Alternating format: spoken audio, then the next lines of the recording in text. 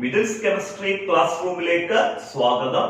നമ്മുടെ super question സീരീസിന്റെ ഓരോ പാർട്ടുകളും ഇങ്ങനെ വന്നുകൊണ്ടിരിക്കുകയാണ്. ഇന്ന് നമ്മൾ എടുക്കുന്നത് വളരെ ഇമ്പോർട്ടന്റ് ആയിട്ടൊരു യൂണിറ്റ്, അതായത് ഫസ്റ്റ് വോളിയത്തില് ഏറ്റവും കൂടുതൽ ഫോക്കസ് ഏരിയ ഉള്ളതും നമുക്ക് പഠിക്കാൻ ഏറ്റവും ബുദ്ധിമുട്ടായിട്ടുള്ള ഒരു യൂണിറ്റിന്റെ സൂപ്പർ ക്വസ്റ്റ്യൻസുമായിട്ടാണ് നമ്മൾ വന്നിരിക്കുന്നത്. നമ്മളത് കേൾക്കുമ്പോൾ തന്നെ നമുക്കറിയാം ഏത് യൂണിറ്റ് ആണെന്നുള്ള കാര്യം. Fourth unit chemical bonding and molecular structure. ഏറ്റവും കൂടുതൽ കുട്ടികൾക്ക് നമ്മൾ ഈ ഫോർത്ത് യൂണിറ്റ് എങ്ങനെ പഠിക്കേണ്ടതെന്നുള്ളത് ക്ലിയർ ആയിട്ടൊരു ഐഡിയ ഇല്ല. നീ ആ ഐഡിയ ഇല്ലെന്ന് പറഞ്ഞാൽ വിഷമിക്കൊന്നും വേണ്ട. നല്ല ക്ലിയർ ആയിട്ടുള്ള നല്ല അടിപൊളിയായിട്ടുള്ള ക്വസ്റ്റ്യൻ സീരീസ് നിങ്ങൾക്ക് വേണ്ടി ഇപ്പം കൊണ്ടുവന്നിരിക്കുകയാണ്. ഈ fourth unit chemical bonding and molecular സ്ട്രക്ചറിൽ നിന്ന് ഒരു 15 ക്വസ്റ്റ്യൻസ് ഞാൻ സെലക്ട് ചെയ്തു തരാം. ആ 15 ക്വസ്റ്റ്യൻസ് ഞാൻ ആ പറയുന്ന ഓർഡറിൽ തന്നെ പഠിച്ചു പോവുക. ആ 15 ക്വസ്റ്റ്യൻസിൽ നിന്ന് തന്നെ നിങ്ങൾക്ക് 100% എക്സാമിനേഷൻ എഴുതാനുള്ള കാര്യങ്ങളെല്ലാം കിട്ടും.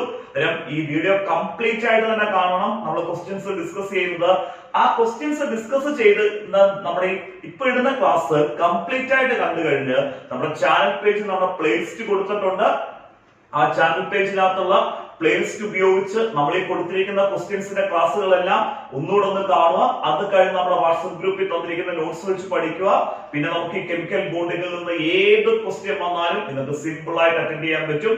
പിന്നെ ഞാൻ ഇപ്പോഴും വാട്സ്ആപ്പ് ഗ്രൂപ്പിന്റെ ലിങ്ക് ഡിസ്ക്രിപ്ഷൻ ബോക്സിൽ കൊടുക്കുന്നുണ്ട്. പുതിയതായിട്ടുള്ള കുട്ടികൾക്ക് ജോയിൻ ചെയ്യാം. ആദ്യം തൊട്ടുള്ള ക്ലാസ്സുകളും നോട്ട്സുകളും വേണമെങ്കിൽ എന്റെ വാട്സ്ആപ്പ് നമ്പറും ഞാൻ ഡിസ്ക്രിപ്ഷൻ ബോക്സിൽ കൊടുത്തിട്ടുണ്ട്. അതിലേക്ക് ഒന്ന് മെസ്സേജ് ചെയ്താൽ മതി. ആദ്യം തൊട്ടുള്ള ക്ലാസ്സുകളും നോട്ട്സുകളും എല്ലാം നിങ്ങളുടെ പേഴ്സണൽ വാട്സ്ആപ്പിലേക്ക് സെൻഡ് ചെയ്ത് തരാം. ഇനി ഒത്തിരി സമയം കളയുന്നില്ല, നമ്മുടെ ക്വസ്റ്റ്യൻ ഡിസ്കഷനിലേക്ക് പോകാം. ഫസ്റ്റ് ക്വസ്റ്റ്യന് എക്സ്പ്ലെയിൻ ചെയ്യാം. State the main postulates of VSEPR theory. VSEPR തിയറിയുടെ മെയിൻ പോസ്റ്റുലേറ്റ്സ് എഴുതാൻ ഡയറക്റ്റ് ക്വസ്റ്റ്യൻ നമ്പർ 3 മാർക്ക് സെക്ഷനിൽ വരാൻ പറ്റുന്ന ക്വസ്റ്റ്യൻ ആണ്. State the main postulates of VSEPR theory. VSEPR തിയറിയുടെ പോസ്റ്റുലേറ്റ്സ് പഠിക്കുമ്പോൾ നമ്മുടെ 4 പോസ്റ്റുലേറ്റ്സ് ആണ് VSEPR തിയറിയിൽ നിന്ന് പഠിക്കാനുള്ളത്. ലാസ്റ്റത്തെ 4ാമത്തെ പോസ്റ്റുലേറ്റ്സിനകത്ത് ലോൺ പെയർ ഇലക്ട്രോണും ബോണ്ട് പെയർ ഇലക്ട്രോണും, അതായത് ബോണ്ടിങ്ങിൽ പങ്കെടുക്കുന്ന ഇലക്ട്രോൺ പെയർ ആണ് ബോണ്ട് പെയർ ഇലക്ട്രോണ്.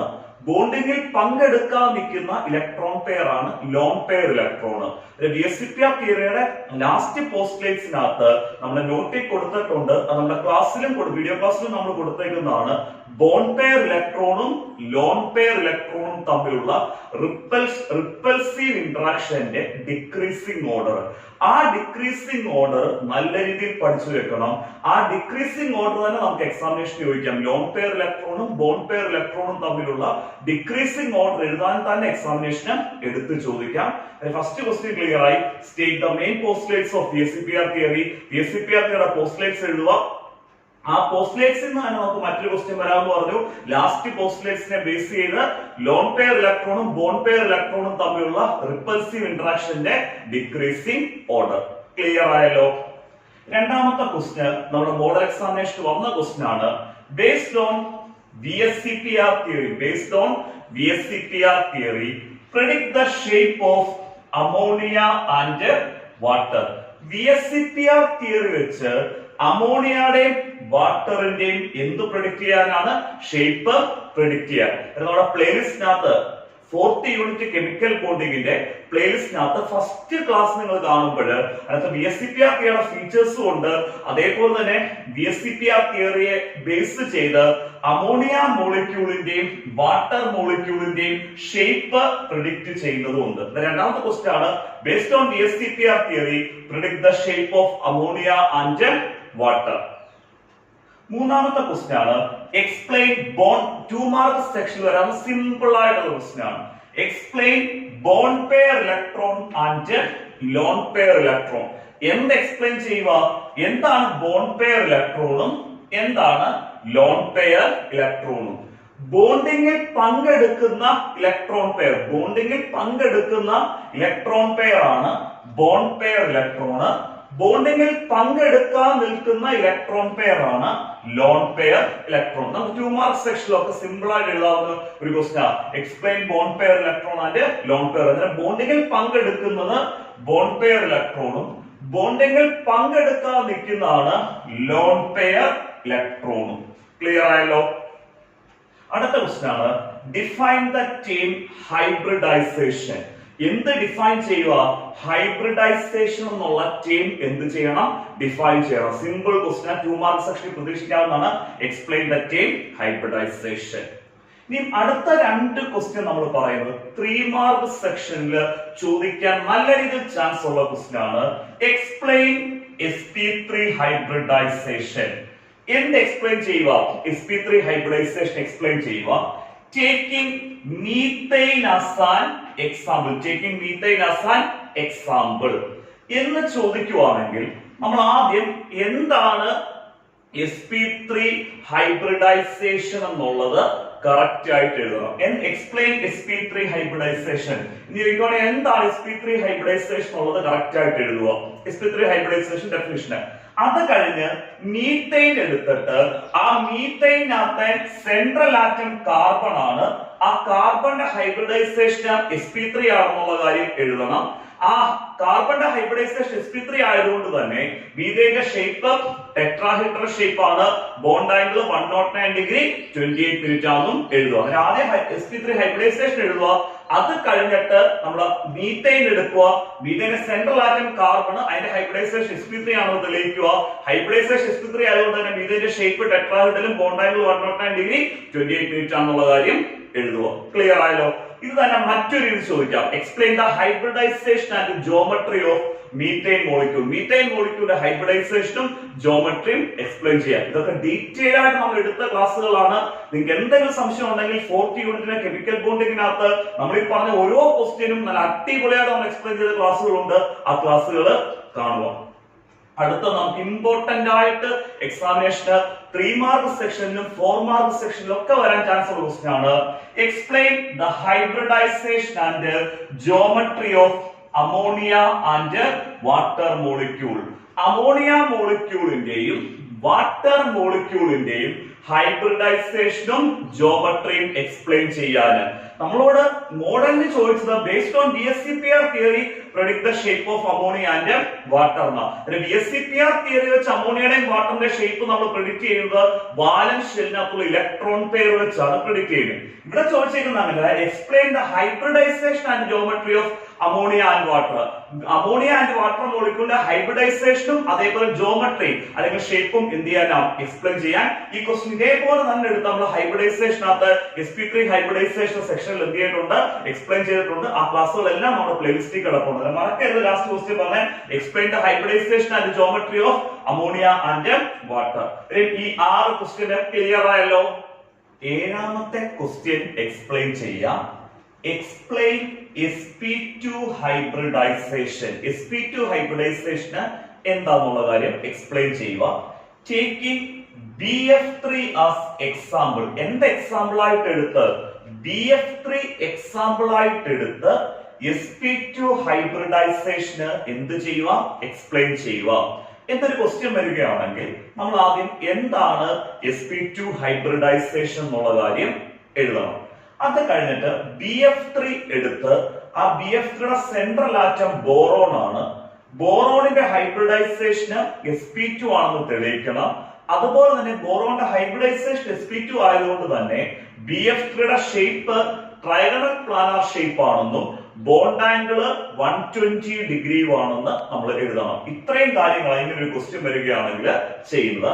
നമ്മുടെ പ്ലേലിസ്റ്റിനകത്ത് നമ്മൾ എടുത്ത ക്ലാസ്സിനകത്ത് നമ്മൾ BF3ക്ക് പകരം നമ്മൾ എടുത്തേക്കുന്നത് BCl3 ആണെന്നുള്ള വ്യത്യാസം മാത്രമേ ഉള്ളൂ. അതിന് BF3 ആണെങ്കിലും BCl3 ആണെങ്കിലും ബോറോണിന്റെ ഹൈബ്രിഡൈസേഷന് sp2 തന്നെയാണ്. ഷേപ്പ് ട്രൈഗണൽ പ്ലാനാർ ആണ്. ബോണ്ട് ആംഗിൾ എത്ര ഡിഗ്രിയാണ്? 120 ഡിഗ്രി തന്നെ. വ്യത്യാസമൊന്നുമില്ല.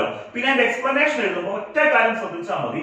ഈ ക്ലോറിൻ നമ്മുടെ നോട്ട്സിനകത്ത് ക്ലോറിൻ ഉള്ളിടത്ത് എന്ത് കൊടുക്കണമെന്ന് മാത്രമേ ഉള്ളൂ? ഫ്ലൂറിൻ എന്ന് കൊടുക്കണം. ഫ്ലൂറിൻ കിടക്കുന്ന പോർഷൻ എല്ലാം എന്ത് കൊടുക്കണമെന്ന് മാത്രമേ ഉള്ളൂ? ഫ്ലൂറിൻ കൊടുക്കണമെന്ന് മാത്രമേ ഉള്ളൂ. വേറെ ഒരു വ്യത്യാസവും ഇല്ല.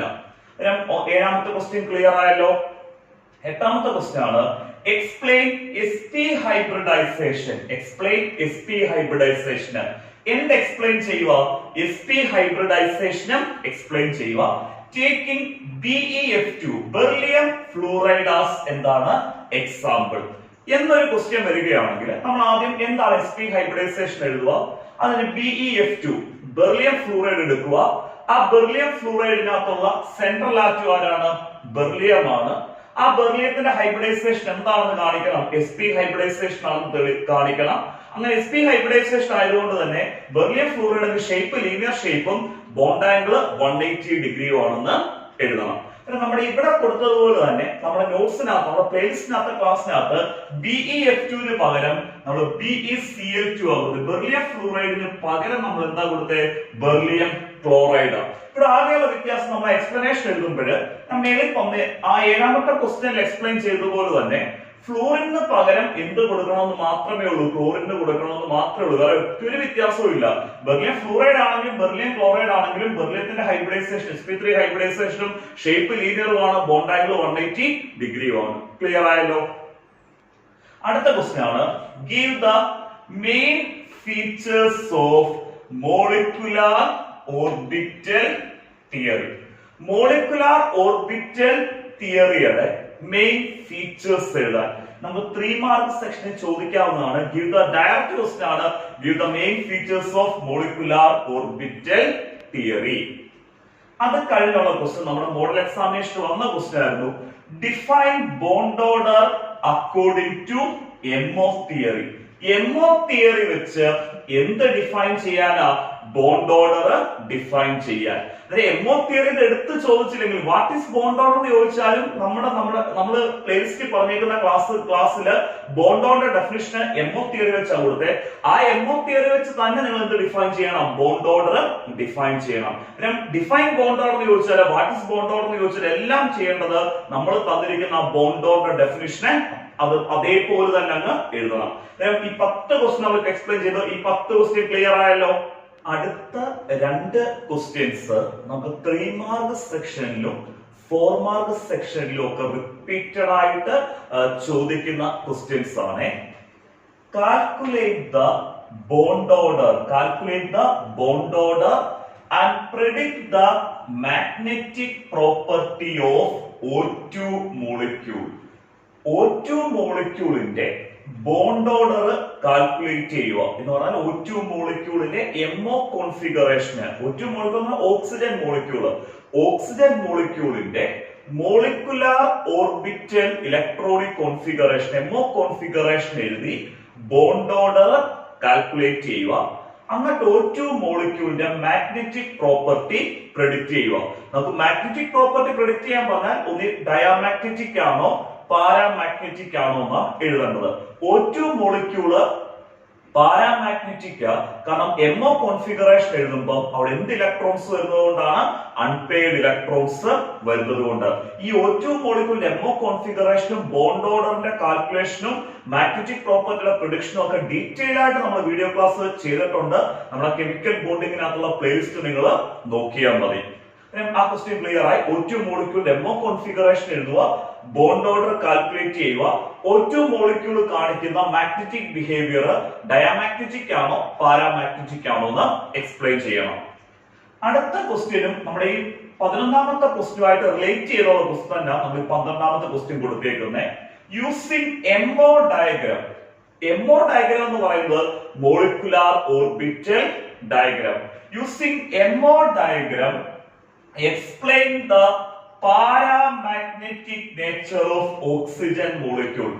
MO ഡയഗ്രാം വെച്ച് ഓക്സിജൻ മോളിക്യൂളിന്റെ പാരാമാഗ്നറ്റിക് നേച്ചർ എക്സ്പ്ലെയിൻ ചെയ്യാൻ. അങ്ങനെ ഒരു ക്വസ്റ്റ്യൻ വന്നാൽ നിങ്ങൾ ഒരു കാര്യം ചെയ്യണം. ഓക്സിജൻ മോളിക്യൂളിന്റെ MO കോൺഫിഗറേഷൻ അങ്ങ് എഴുതുക. ആ MO കോൺഫിഗറേഷനിൽ നിന്ന് ബോണ്ട് ഓർഡർ അങ്ങ് കാൽക്കുലേറ്റ് ചെയ്യണം. MO കോൺഫിഗറേഷനിൽ നിന്ന് ചോദിച്ചിട്ടില്ലെങ്കിൽ പോലും ബോണ്ട് ഓർഡർ കാൽക്കുലേറ്റ് ചെയ്യാം. അവിടെ നമുക്ക് എഴുതാൻ പറ്റും. ആ MO കോൺഫിഗറേഷനകത്ത് അൺപെയർഡ് ഇലക്ട്രോൺസ് ഉള്ളത് കൊണ്ട് തന്നെ ഓക്സിജൻ മോളിക്യൂൾ എന്ത് മാഗ്നറ്റിക് ആണെന്നുള്ള കാര്യമാണ് പാരാമാഗ്നറ്റിക് ആണെന്നുള്ള കാര്യം എഴുതാം. എന്നിട്ട് അങ്ങ് MO ഡയഗ്രാം വരച്ചാൽ മതി. കാരണം അത്രയും നമ്മൾ എഴുതി കഴിഞ്ഞ MO ഡയഗ്രാം വരച്ചു കഴിഞ്ഞാൽ ഗുണമെന്ന് പറയുന്നത്, കാരണം നമുക്കറിയാം MO ഡയഗ്രാം വരയ്ക്കുമ്പോൾ എന്തെങ്കിലുമൊക്കെ മിസ്റ്റേക്ക് വരും. കാരണം വലിയൊരു ഡയഗ്രാം നമുക്ക് വരയ്ക്കേണ്ടതാണ്. ആ ഡയഗ്രാമത്തിൽ എന്തെങ്കിലും മിസ്റ്റേക്ക് ഉണ്ടെങ്കിൽ പോലും കറക്റ്റ് ആയിട്ട് എംഒ കോൺഫിഗറേഷൻ എഴുതി ബോണ്ട് ഓർഡർ കാൽക്കുലേറ്റ് ചെയ്ത് O2 മോളിക്യൂൾ പാരാമാഗ്നറ്റിക് ആണെന്ന് വരെ വരുമ്പോൾ നമുക്ക് ഫുൾ മാർക്ക് ആകും. പിന്നെ നിങ്ങൾ ആ എംഒ ഡയഗ്രം ഒന്ന് ജസ്റ്റ് ഒന്ന് വരച്ചാൽ മതി. ഇത്രയും കാര്യങ്ങൾ എഴുതിയിട്ട് എംഒ ഡയഗ്രം എന്ത് ചെയ്യുക, വരയ്ക്കുക. ഇതൊക്കെ നമുക്ക് 4 മാർക്കിന് ചോദിക്കാൻ പറ്റുന്ന ക്വസ്റ്റ്യൻ. അതിൽ എംഒ ഡയഗ്രം ചോദിച്ചാലും അവർ പറഞ്ഞില്ലെങ്കിൽ പോലും മോളിക്കുലാർ ഓർബിറ്റൽ ഇലക്ട്രോണിക് കോൺഫിഗറേഷൻ എഴുതുക, ബോണ്ട് ഓർഡർ കാൽക്കുലേറ്റ് ചെയ്യുക, മാഗ്നറ്റിക് പ്രോപ്പർട്ടി പ്രെഡിക്റ്റ് ചെയ്യുക, അത് കഴിഞ്ഞ് എംഒ ഡയഗ്രം കൺസ്ട്രക്ട് ചെയ്യുക. അടുത്ത ക്വസ്റ്റ്യൻ ആണ് യൂസിംഗ് എംഒ തിയറി, അതായത് molecular orbital theory. Using molecular orbital theory show that helium molecule is unstable. Molecular orbital theory വെച്ച് നമ്മൾ തെളിയിക്കണം ഹീലിയം മോളിക്യൂൾ എന്താണ്, അൺസ്റ്റേബിൾ ആണ്. അല്ലെങ്കിൽ ചോദിക്കുക using a molecular orbital theory. MO theory molecular orbital theory. Using molecular orbital theory predict the stability of helium molecule. Helium molecule stability predict ചെയ്യാൻ പറയാം. അതല്ലേ ചോദിക്കുക using molecular orbital theory show that helium molecule is എന്താണ്, unstable എന്ന് ചോദിക്കാം. പിന്നെ നമ്മൾ ഹീലിയത്തിന്റെ stability predict ചെയ്യാൻ പറഞ്ഞാലോ അല്ലെങ്കിൽ ഹീലിയം അൺസ്റ്റേബിൾ ആണെന്ന് തെളിയിക്കാൻ പറഞ്ഞാലോ നിങ്ങൾ ചെയ്യേണ്ട കാര്യം ഹീലിയം മോളിക്യൂളിന്റെ എംഒ കോൺഫിഗറേഷൻ എഴുതിയിട്ട് ബോണ്ട് ഓർഡർ കാൽക്കുലേറ്റ് ചെയ്യണം. അങ്ങനെ ഹീലിയം മോളിക്യൂളിന്റെ എംഒ കോൺഫിഗറേഷൻ എഴുതി ബോണ്ട് ഓർഡർ കാൽക്കുലേറ്റ് ചെയ്യുമ്പോൾ നമുക്ക് ബോണ്ട് ഓർഡർ വാല്യൂ 0യോട് ഈക്വൽ ആവും. അങ്ങനെ ബോണ്ട് ഓർഡർ 0യോട് ഈക്വൽ ആവുന്നതുകൊണ്ട് ഹീലിയം മോളിക്യൂൾ അൺസ്റ്റേബിൾ ആണ്. അത് നേച്ചറിൽ എന്ത് ചെയ്യുന്നില്ല, എക്സിസ്റ്റ് ചെയ്യുന്നില്ല. ക്ലിയർ ആയല്ലോ? അടുത്തത് നമുക്ക് എന്തായാലും ഓക്സിജൻ മോളിക്യൂളിന്റെ എംഒ ഡയഗ്രം നമ്മൾ പഠിക്കും. അങ്ങനെയാണെങ്കിൽ ഹൈഡ്രജൻ മോളിക്യൂളിലും ഹീലിയം മോളിക്യൂളിന്റെയും എംഒ ഡയഗ്രം വരയ്ക്കാൻ ജസ്റ്റ് ഒന്ന് നോക്കിയേക്കണം. അതിലൊരു ബുദ്ധിമുട്ടുമില്ല. ഈ ഓക്സിജൻ മോളിക്യൂളിന്റെ എംഒ ഡയഗ്രം നിങ്ങൾ വരയ്ക്കാൻ പഠിക്കുന്നത് കൊണ്ട് തന്നെ ഈ ഹൈഡ്രജന്റെ ഹീലിയത്തിന്റെ എംഒ ഡയഗ്രം ഒക്കെ നമുക്ക് സിമ്പിൾ ആയിട്ട് എന്ത് ചെയ്യാൻ പറ്റും, ജസ്റ്റ് നോക്കിയാൽ പോലും വരയ്ക്കാൻ പറ്റുന്നതാണ്. ഇത് വലിയ ഇമ്പോർട്ടന്റ് ഒന്നും അല്ല ഹൈഡ്രജന്റെ ഹീലിയത്തിന്റെ എംഒ ഡയഗ്രം. ഇനി വരുവാണെങ്കിൽ തന്നെ 2 മാർക്കിനൊക്കെ ചോദിക്കാം. പക്ഷേ ഓക്സിജൻ മോളിക്യൂൾ എംഒ ഡയഗ്രം നമുക്ക് 4 മാർക്ക് ക്വസ്റ്റ്യൻ എന്ത് ചെയ്യാവുന്ന ചോദിക്കാവുന്നതാണ്. ലാസ്റ്റ് ഇത്രയും നമ്മൾ നോക്കിക്കഴിഞ്ഞാൽ ഈ ഹൈഡ്രജൻ മോളിക്യൂളിലെ ഹീലിയം മോളിക്യൂളിന്റെ എംഒ കോൺഫിഗറേഷനും ആ എംഒ ഡയഗ്രം വരയ്ക്കാനും കൂടെ നോക്കുക. ക്ലിയർ ആയല്ലോ? കെമിക്കൽ ബോണ്ടിങ്ങിൽ നിന്ന് ഒരു 3 ക്വസ്റ്റ്യൻസും കൂടെ പഠിച്ചു വെക്കണം. ഏറ്റവും കൂടുതൽ ഫോക്കസ് ഏരിയ ഉള്ള ഒരു യൂണിറ്റ് ആണ് കെമിക്കൽ ബോണ്ടിങ്. നിങ്ങൾക്ക് എക്സാമിനേഷന് പഠിക്കുന്ന രീതിയിൽ സിമ്പിൾ ആയിട്ട് നമ്മൾ ക്വസ്റ്റ്യൻ വൈസ് ആയിട്ട് അറേഞ്ച് ചെയ്തിട്ടുണ്ട്. ഈ 3 ക്വസ്റ്റ്യൻസ് കൂടെ പഠിച്ചു കഴിഞ്ഞാൽ പിന്നെ ഏത് ക്വസ്റ്റ്യന് കെമിക്കൽ ബോണ്ടിങ്ങിൽ നിന്ന് വന്നാലും നല്ല സൂപ്പർ ആയിട്ട് നിങ്ങൾക്ക് ആൻസർ എഴുതാൻ പറ്റും. അടുത്ത ക്വസ്റ്റ്യൻ ആണ് explain the formation of H2 molecule. എന്തിന്റെ ഫോർമേഷൻ എക്സ്പ്ലെയിൻ ചെയ്യുക? H2 മോളിക്യൂളിന്റെ ഫോർമേഷൻ എക്സ്പ്ലെയിൻ ചെയ്യുക on the basis of VB theory. VB തിയറിയുടെ ബേസിൽ എന്ത് എക്സ്പ്ലെയിൻ ചെയ്യാനാണ്? H2 മോളിക്യൂളിന്റെ ഫോർമേഷൻ എക്സ്പ്ലെയിൻ ചെയ്യാൻ. Explain the formation of H2 molecule on the basis of VB theory. അത് കഴിഞ്ഞാൽ H2 മോളിക്യൂളിന്റെ ഫോർമേഷനെ ബേസ് ചെയ്ത് തന്നെ ഒരു ക്വസ്റ്റ്യൻ ആണ്. നമുക്ക് ഈ ക്വസ്റ്റ്യൻ വരുവാണെങ്കിൽ 3 മാർക്ക് സെക്ഷനിലായിരിക്കും വരുന്നത്. അടുത്ത നമ്മൾ പറഞ്ഞ ക്വസ്റ്റ്യൻ 2 മാർക്ക് സെക്ഷനിൽ വരുന്ന ക്വസ്റ്റ്യൻ ആണ്. Draw the potential energy curve. Draw the potential energy curve for the formation of H2 molecule. H2 മോളിക്യൂളിന്റെ ഫോർമേഷനെ ബേസ് ചെയ്ത് എന്ത് കർവ് വരയ്ക്കോ? PE കർവ് എന്ന് കൊടുത്തിരുന്ന potential energy curve. Draw the potential energy curve for the formation of H2 molecule. H2 മോളിക്യൂളിന്റെ ഫോർമേഷനെ base ചെയ്തുള്ള പൊട്ടൻഷ്യൽ എനർജി കർവ് വരയ്ക്കാൻ. അടുത്ത ക്വസ്റ്റ്യൻ ആണ് നമ്മൾ ഈ പറഞ്ഞിരിക്കുന്ന 2 ക്വസ്റ്റ്യൻ നമ്മൾ ക്ലാസ്സുകളിൽ ഡീറ്റെയിൽ ആയിട്ട് ഈ പറഞ്ഞ 2 ക്വസ്റ്റ്യൻ അല്ല, നമ്മൾ കെമിക്കൽ ബോണ്ടിങ്ങിൽ നിന്ന് എക്സ്പ്ലെയിൻ ചെയ്ത എല്ലാ ക്വസ്റ്റ്യൻസും ഡീറ്റെയിൽ ആയിട്ട് എടുത്തിട്ടുണ്ട്. നിങ്ങൾ ആ പ്ലേലിസ്റ്റിനകത്ത് ഈ ക്വസ്റ്റ്യൻസ് നോക്കുക. ഈ ക്വസ്റ്റ്യൻസിനെ ബേസ് ചെയ്തുള്ള ക്ലാസ്സുകളൊക്കെ കണ്ട് ഇന്ന് തന്നെ അതങ്ങ് എന്ത് ചെയ്യുക, പഠിക്കുക. അടുത്താണ് write any 2 differences between sigma bond and pi bond. Sigma ബോണ്ടും പൈ ബോണ്ടും തമ്മിൽ ഉള്ള 2 ഡിഫറൻസ് എഴുതാൻ നമുക്ക് 2 മാർക്ക് സെക്ഷനിലൊക്കെ ചോദിക്കാം. Any 2 differences between sigma bond and pi bond. VB theory വെച്ചുള്ള H2 മോളിക്യൂളിന്റെ ഫോർമേഷൻ പഠിക്കണം. അത് കഴിഞ്ഞിട്ട് H2 മോളിക്യൂളിന്റെ പൊട്ടൻഷ്യൽ എനർജി കർവ് എന്ത് ചെയ്യുക, പഠിക്കുക. അത് കഴിഞ്ഞ് വേണം സിഗ്മ ബോണ്ടും പൈ ബോണ്ടും തമ്മിലുള്ള 2 ഡിഫറൻസ് പഠിക്കാൻ. ഞാൻ ഈ പറഞ്ഞേക്കുന്ന രീതിയിൽ കെമിക്കൽ ബോണ്ടിങ് അങ്ങ് പഠിച്ച് കംപ്ലീറ്റ് ചെയ്യുക. അടുത്ത യൂണിറ്റിന്റെ സൂപ്പർ ക്വസ്റ്റ്യൻ സീരീസ് ഉടനെ തന്നെ നമ്മൾ അപ്ലോഡ് ചെയ്യുന്നതായിരിക്കും. ഓക്കെ.